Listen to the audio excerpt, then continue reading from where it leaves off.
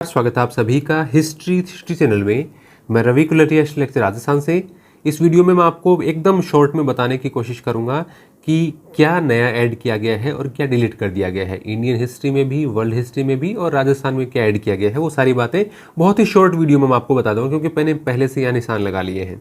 ये जो आपको ग्रीन कलर में दिख रहे हैं, ये आपको जो नए टॉपिक ऐड किए हैं वो दिखाई देंगे, जैसे sources of ancient India literary archaeological foreign traveller account. तो ये बिल्कुल नया टॉपिक है, यानी प्राचीन भारत के स्रोत देखने आपको, चाहे वो साहित्यिक हो, चाहे वो पुरातात्विक हो, चाहे वो फॉरेन ट्रेवलर यानी विदेशी यात्रियों से संबंधित हो। तो यानी प्राचीन भारत के इतिहास के स्रोत क्या हैं। जैसे पुरानी जो राजस्थान बोर्ड की किताब होती थी उसमें पहले ही चैप्टर में ये सब आया करता था, तो वो सारी बातें इसके अंदर हैं। बाकी ये सरस्वती सिंधु कह दो, इसको हड़प्पा कह दो, कुछ भी कह दो, ये सारी इसकी origin, expansion, decline, archaeological site, ये सारी है। और इससे संबंधित चैप्टर भी मैं आपको एनसीईआरटी में कौन से हैं वो भी मैं एक पृथक वीडियो में बना दूंगा। यदि आपकी डिमांड होगी तो आप कमेंट करके यदि कहेंगे तो मैं बना दूंगा कि भी एनसीईआरटी में आपको कौन कौन से टॉपिक्स कहाँ कहाँ मिल सकते हैं। फिर इसके बाद में देखिए, एज ऑफ महाजनपद, ये महाजनपद था, हमने टेस्ट भी लिया था इसका। राइज ऑफ मगध, हरियंक नहीं है, हरियक ही होना चाहिए, नहीं आएगा, हरियक वंश है। शिशुनाग नहीं था, नंदा डायनेस्टी नहीं थी, तो ये दोनों नए ऐड कर दिए गए हैं यहाँ पर। फिर इसके बाद में मौर्यन एम्पायर पूरा ये हमारे पास था पहले भी। दिल्ली सल्तनत, मुगल पीरियड तो था ही पूरा, इसमें कोई चेंज नहीं है। फिर ये emergence of regional powers and establishment of colonial rule in India from 1757 to 1857। तो 1757 से 1857, यहाँ आप देख भी पा रहे होंगे कि यहाँ हमारे पास यूरोपियों के आगमन का एक पॉइंट हुआ करता था। यूरोपियों के आगमन के बारे में नहीं पढ़ना है, कॉलोनियल रूल एस्टेब्लिश कैसे हुआ है 1757 से 1857 के दौरान, ये टॉपिक पहले भी था, अभी भी है। यानी उससे पहले जो पुर्तगाली वगैरह आए या शुरुआत में जो भी आए उनके बारे में हमें नहीं पढ़ना है। हमें मुख्य तौर पर आप ये मान के चल सकते हैं कि ब्रिटिशर्स के बारे में पढ़ना है। और ब्रिटिशर्स के भी बहुत ज़्यादा एक जो टॉपिक प्रायर वाला जो टॉपिक था कि 1857 से पहले ब्रिटिशर्स के साथ जो संघर्ष हुआ वो भी इसमें से हटा दिया गया है। वैसे मैं अलग से दिखाऊंगा आपको क्या हटाया गया है, लेकिन थोड़ा थोड़ा तो उसके बारे में हमें पढ़ना पड़ेगा। ब्रिटिशर्स के बारे में तो लगभग सारी बातें देख लेनी होंगी। ग्रोथ ऑफ ब्रिटिश पैरामाउंटेंसी, ये टॉपिक हमारे ब्रिटिश सर्वोच्चता का विकास पहले भी था। रिवोल्ट ऑफ 1857, ये भी पहले था। रेनेसा, रिफॉर्मेशन इन यूरोप, ये अब इसमें क्या है, आपके प्राचीन विश्व इतिहास, जो कि सामान्य तौर पर किसी भी परीक्षाओं में नहीं आता है, सिर्फ आरपीएससी की इस परीक्षा में और कॉलेज लेक्चरर में आता था। तो यहाँ पर वो प्राचीन विश्व का इतिहास आपका यहाँ पर गायब कर दिया है। तो यहाँ पर आपकी जैसे कि सामान्य तौर पर DSSB की बात करो, चाहे सिविल सेवाओं की बात करो, इनमें रेनेसां से ही शुरू होते हैं सिलेबस, तो यहाँ से शुरू हो गया। तो ये पुनर्जागरण और धर्म सुधार आंदोलन से शुरू हो गया है। फिर पहला और दूसरा विश्व युद्ध है, कारण है, इसकी घटनाएं हैं, इसके परिणाम हैं, लीग ऑफ नेशंस है और संयुक्त राष्ट्र संघ, यूनाइटेड नेशंस है। ये राजस्थान का पोर्शन है जो मैंने एक साथ सेलेक्ट किया है ना। ये राजस्थान की मेजर आर्कियोलॉजिकल साइट्स हैं। इमरजेंस ऑफ राजपूत डायनेस्टीज है, जिसमें गुहिल है, गुर्जर प्रतिहार है, राठौड़, चौहान और कछवा। फिर राजपूत रेजिस्टेंस में देखिए, पृथ्वीराज तृतीय, हमीर, रावल रतन सिंह, कानादेव, महाराणा सांगा, मालदेव, चंद्रसेन और महाराणा प्रताप, तो ये हैं। और इनमें से आप देखेंगे कि आपको ज़्यादातर टॉपिक्स पेपर 1 में भी मिल जाएंगे, जो चेंजेस हुए हैं उसमें भी सारी लगभग चीज़ें शामिल हैं, तो आपको थोड़ा सा बेनिफिट हो जाएगा दोनों पेपर्स में। फिर उसके बाद में प्री प्रोटो हिस्ट्री, ये देखिए जो पूरा पाषाण काल है, मध्य पाषाण काल, नव पाषाण काल और ताम्र पाषाण काल, ये आपके पहले से थे। वैदिक काल पहले से था, वैदिक काल में सारी चीज़ें हैं, political, social, economy, religion, philosophy, ritual, सारी चीज़ें आपके, मतलब उसका साहित्य वगैरह सब कुछ, जो भी, वैसे हमने इसका टेस्ट भी लिया था, जो नोट्स दिए थे उसमें सब कुछ शामिल था। इसके बाद में जैन और बौद्ध, और यहाँ पर एक पौराणिक संप्रदाय हुआ करता था, पौराणिक सेक्ट्स, वो हटा दिया है। पोस्ट मौर्यन एज में शुंग के बाद में देखिए कण्व, इंडो ग्रीक यानी हिंद यवन, कुषाण और पश्चिमी क्षत्रप, वेस्टर्न क्षत्रप आज ये दे रखा है, ये नए ऐड किए गए सारे के सारे। गुप्ता एज में आप देखेंगे तो political and cultural achievements, Vardhan dynasty, ये गुप्त और वर्धन वंश हमारे पहले से था। Indian culture abroad in ancient India, west Asia, ये central Asia, south east Asia, ये हमारे पहले से टॉपिक दे रखा था। यानी भारत की संस्कृति का प्रसार है ये भाई, मध्य एशिया में, पश्चिमी एशिया में, दक्षिण पूर्वी एशिया में, इस प्रकार से। तो ये टॉपिक्स तो था पहले भी। फिर उसके बाद में मध्यकालीन भारत के स्रोत, वैसे थोड़े थोड़े तो कहीं ना कहीं काम आते ही थे हमारे, लेकिन अब ये अलग से ही टॉपिक दे दिया है। और वैसे भी मध्यकाल की बुक्स में सबसे पहले दिया हुआ ही रहता है, मोस्टली किसी के लास्ट में दिया हुआ रहता है। डेवलपमेंट ऑफ भक्ति मूवमेंट एंड सूफिज्म, ये तो टॉपिक था ही पहले और अभी भी है, और ये एनसीईआरटी में भी दिया गया है, 12th में एक चैप्टर भी है इसका। इसके बाद में है foundation and expansion of Mughal empire and Mughal policies. देख, ये मुगल मध्यकाल में मोटा मोटी कोई चेंज नहीं है, मध्यकाल सेम वही है जो पहले था, वही सल्तनत, वही मुगल, वही सारी बातें हैं, वही भक्ति मूवमेंट है, वही सूफिज्म है, और कोई इसमें चेंजेस नहीं है। तो मध्यकाल में आप ये मान के चलें कि आपके जो सोर्सेज थे, जो नोट्स थे, वही आपको पढ़ने हैं, इसमें कोई भी बदलाव नहीं किया गया है। और वैसे इंडियन हिस्ट्री की तो मेरी टेस्ट सीरीज भी चल रही थी, एनसीईआरटी के नोट्स भी मैं प्रोवाइड कर रहा था, तो वो भी आप हमारी एप्लीकेशन पे जाके देख सकते हैं। फर्स्ट पेपर में भी जो मैंने मैथ्स का पोर्शन करवाया है सांख्यिकी, वो कंप्लीट वीडियो करवा दिए हैं, उनके क्वेश्चन वगैरह भी दे दिए हैं, सांख्यिकी के पीडीएफ भी दे दी है, और अभी करंट अफेयर शुरू करेंगे, तो इतना ही करेंगे। बाकी सेकंड पेपर में इंडियन हिस्ट्री चली रही है, और उसके बाद में सोचेंगे वर्ल्ड हिस्ट्री की टेस्ट सीरीज के बारे में।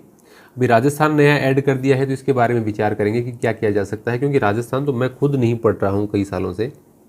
तो अभी वो टेस्ट है, वो इंडियन हिस्ट्री के ही कोर्स भी मैंने अलग से इसीलिए बनाया था, वो इंडियन हिस्ट्री नाम से ही। तो उसमें एनसीईआरटी के सारे नोट्स दे देंगे आपको जो भी ज़रूरी होंगे, और सारे टेस्ट भी ले लेंगे। फिर उसके बाद में आ गया है इंडियन कॉन्स्टिट्यूशनल डेवलपमेंट। ये तो ये नया है। वैसे तो देखिए, आप पहले टॉपिक देखेंगे तो उसमें संविधान से संबंधित था, भारत के संविधान के बारे में उसकी विशेषताएं थी, तो विशेषताएं वगैरह यहाँ पर हटा दी हैं, तो वो थोड़ा थोड़ा इसमें चेंज मान सकते हैं। लेकिन ये पूरा स्पेशली मेंशन कर दिया 1773 के रेगुलेटिंग एक्ट से 1950 तक का, तो ये हमें उसका सारे जो एक्ट वगैरह हैं वो हमें देखने पड़ेंगे। और ये देखिए, जो economic impact of colonial rule, land revenue settlements, de industrialisation, drain of wealth, यानी भारत की अर्थव्यवस्था पर क्या प्रभाव पड़ा, उनके कौन कौन से लैंड रेवेन्यू सिस्टम थे, जब इसमें हमें वो इस्तेमारी वगैरह वो सारे पढ़ने पड़ेंगे अब। और इसके बाद में जो एक दो जो एनसीईआरटी की किताबें अलग से चलती है ना, जिनके पेपर नहीं होता, उसमें भी स्वर्णिम आज़ादी के बाद का स्वर्णिम भारत की 2 किताबें चलती हैं, तो उसमें शायद 11th में है, तो उसमें वो दादा भाई नारोजी वाला और वो धन निष्कासन के सिद्धांत वगैरह, वो इसके अंदर आपको ड्रेन ऑफ वेल्थ वगैरह में देखने पड़ेंगे। फिर इसके बाद में सोशल रिलीजियस रिफॉर्म, 19वीं 20वीं शताब्दी में सामाजिक और धार्मिक सुधार, ये है हमारे फ्रीडम स्ट्रगल था। American war of independence, America के आज़ादी का आंदोलन। इंडस्ट्रियल रेवोल्यूशन यानी औद्योगिक क्रांति भी थी। फ्रेंच रेवोल्यूशन, फ्रांस की क्रांति, इटली और जर्मनी का एकीकरण, और रशियन रेवोल्यूशन, ये हमारे थी पहले सिलेबस में। ये राजस्थान के टॉपिक हैं। 1857 की क्रांति, इसके बाद में जनजाति और किसान आंदोलन, राजपूत कोऑपरेशन विद मुगल्स, तो राजपूत और मुगलों के बारे में मान सिंह, राय सिंह, मिर्जा राजा जय सिंह और जसवंत सिंह की स्पेशल रेफरेंस के साथ है ये। पोस्ट ग्रेजुएशन लेवल में देखेंगे तो आपको society, economic, culture in post Mauryan age, उत्तर मौर्य काल में समाज, अर्थव्यवस्था और कल्चर को आप क्या करें, संस्कृति, तो ये हमें एक नया टॉपिक देखने को मिला है, जो कि हमें अलग से देखना पड़ेगा। टेस्ट सीरीज में भी हमें नए सिरे से शामिल करना पड़ेगा। और टेस्ट सीरीज में जैसे मैंने जानबूझ के जो शुरू के 2 टॉपिक थे वो लिए नहीं, क्योंकि सिलेबस में बदलाव की संभावना थी, तो मैंने वही टॉपिक शुरू किए थे जो मतलब हटेंगे नहीं, तो एक भी नहीं हटा उनमें से। जो शुरू के 2 टॉपिक हटे हैं वो हमने टेस्ट में लिए ही नहीं, पहले ही नहीं लिए। राष्ट्रकूटों को जोड़ दिया गया है, बाकी चोल, चालुक्य, पल्लव, ये तो हमारे पहले से थे। संगम, एज, सातवाहन, ये तो था, और राष्ट्रकूट ही इसमें ऐड हुआ है। फिर society and cultural development during early medieval India, तो ये पूर्व मध्यकालीन भारत के समय का आपको समाज और संस्कृति, पहले था ये टॉपिक। तो मध्यकाल से समझ मेडिएवल इंडिया तो कहीं नाम आया वो ये मान लो कि पहले टॉपिक है ही। एडमिनिस्ट्रेटिव सिस्टम ऑफ मुगल्स, ये मुगल का रेवेन्यू, मिलिट्री एडमिनिस्ट्रेशन, मनसबदारी, जागीरदारी वगैरह सब हमारे था। इकोनॉमिक एंड सोशल कल्चर, ये सब मेडिएवल इंडिया तो सब था। Social reforms and upliftment of Dalit और वुमेन, और ये महिलाओं और दलितों का जो सुधार है और उनका उत्थान है, ये नया टॉपिक ऐड किया है। Development of education and press in 19th century, ये पहले था। गांधी वाला, ये सारे जो प्रोमिनेंट लीडर थे, इनका कंट्रीब्यूशन था जो भारत की आज़ादी में, वो सब पहले से हमारे पास थे। वर्ल्ड हिस्ट्री में जर्मनी और इटली में जो नाजिज्म और फासिज्म था, नाजीवाद और फासीवाद, वो हमारे था। National movement in Arab world, Africa and south east Asia, ये नया टॉपिक है, और वैसे बहुत ज़्यादा कोई कठिन टॉपिक है नहीं, है ना। मैंने जो DSSS PGT वगैरह के लिए अभी 2-3 किताबें मंगवाई थी वर्ल्ड हिस्ट्री की, उसमें मैंने देखा था कोई बहुत ज़्यादा कठिन नहीं है, आसान है। कोशिश करेंगे, इसके नोट्स वगैरह दे देंगे। चाइनीज़ रेवोल्यूशन ऑफ 1949, ये था पहले। ये राजस्थान की देखिए क्या आ गया, sources of history of Rajasthan, archaeological, archival and literary, ये राजस्थान के जो स्रोत हैं उसके संबंध में ये यहाँ पर दिया गया है।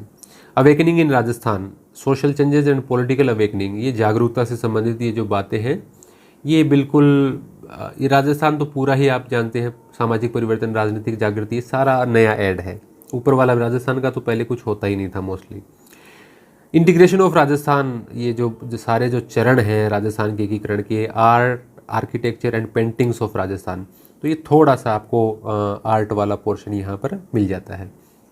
डिलीट किए गए टॉपिक है, जैसे वर्ल्ड हिस्ट्री में मैंने बताया कि आपको मॉडर्न वर्ल्ड हिस्ट्री बची है, अब एंशिएंट हटा दी है, तो उसमें आपको जो नील, यूनान, रोम और चीन की सभ्यताएं थी वो सब यहाँ पर डिलीट कर दी गई हैं, तो ये हटा दी गई हैं, कैंसिल। इस्लाम और ईसाइयत का उदय, दोनों ये जो रिलीजन थे वो हटा दिए हैं। यूरोप में उदारवाद, समाजवाद और राष्ट्रवाद का उदय, ये भी हटा दिया गया है। लिबरलिज्म, सोशलिज्म और नेशनलिज्म का राइज एक टॉपिक था हमारे, वो कैंसिल हो गया है। एंशिएंट इंडिया में हम बात करें तो प्राचीन भारत की सांस्कृतिक विशेषताएं, और ये जो शुरू के 2 टॉपिक थे, और जैसे कि आपने टेस्ट सीरीज में भी देखा होगा मैंने ये दोनों टॉपिक नहीं लिए थे, इसीलिए नहीं लिए थे कि पता नहीं ये चेंज हो सकते हैं। वैदिक सभ्यता, हड़प्पा सभ्यता तो कौन चेंज करेगा, तो इसीलिए हमने पाषाण काल से उसको शुरू कर दिया था। और पौराणिक संप्रदाय, ये आपको जैनिज्म और बौद्धिज्म के पास में पौराणिक सेक्ट लिखा हुआ मिलता था, वो भी हटा दिया है, तो ये 3 टॉपिक हटे हैं। मध्यकाल में कोई चेंज मुझे दिखाई नहीं दिया।